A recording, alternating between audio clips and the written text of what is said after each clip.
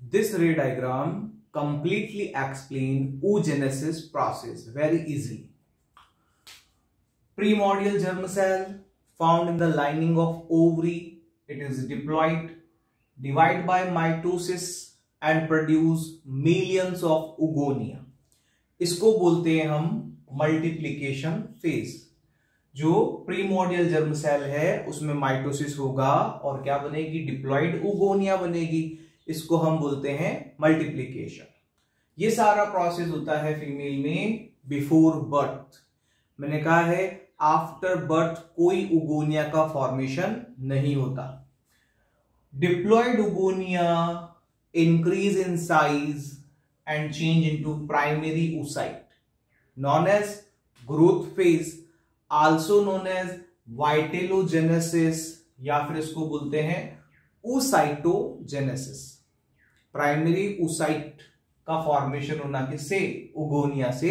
इसको बोलते हैं हम ग्रोथ फेज या फिर वाइटेलोजेनेसिस या फिर oocytogenesis।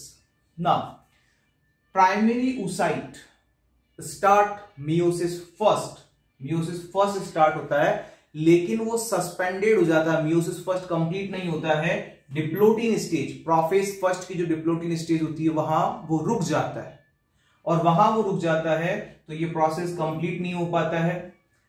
लेकिन जब फीमेल में प्यूबर्टी एज आती है तब ये कंप्लीट होता है, और मियोसिस फर्स्ट कंप्लीट होने पे एक सेकेंडरी oocyte बनता है और एक फर्स्ट पॉलर बॉडी बनती है। पॉलर बॉडी स्मॉल साइज होती है, सेकेंडरी oocyte लार्ज साइज होता है, क्योंकि अनइक्वल साइटोकाइनेसिस होता है, साइटोप्लाज्म इक्वली डिवाइड नहीं होता।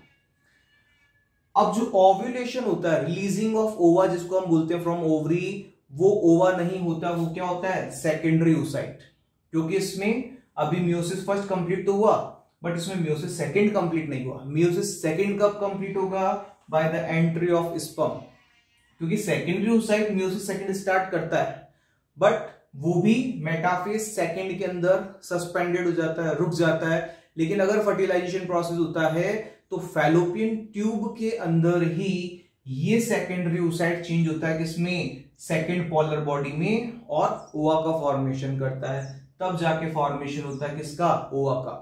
इसका मीनिंग ये हुआ कि एक प्राइमरी oocyte जो होती है वो एक ओवा बनाती है, और एक प्राइमरी स्पर्मेटोसाइट जो होती है वो 4 स्पर्मेटोजोआ का फॉर्मेशन करती है।